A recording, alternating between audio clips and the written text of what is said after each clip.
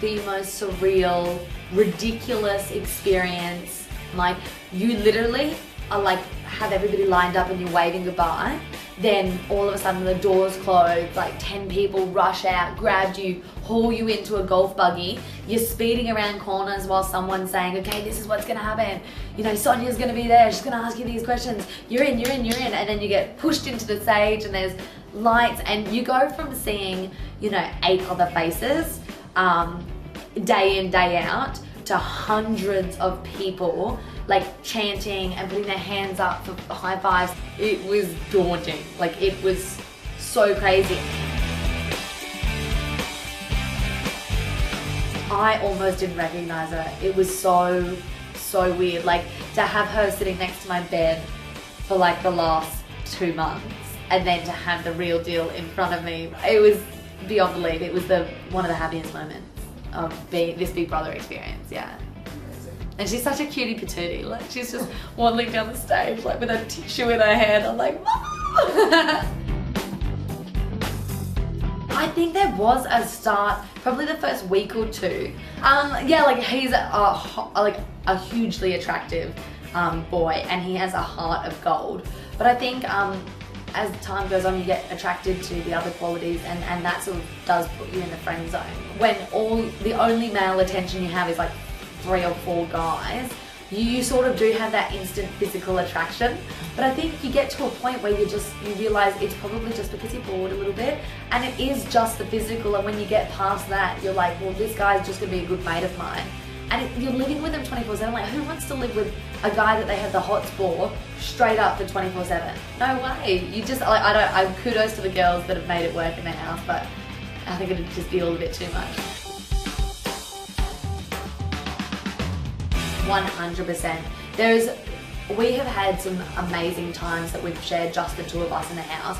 We've had these crazy like conversations that have been fantastic, but she's one of those girls, and everybody has them, those friends that we love to pieces, but if you put them in a room with us 24 hours a day, 7 days a week, you would lose your mind.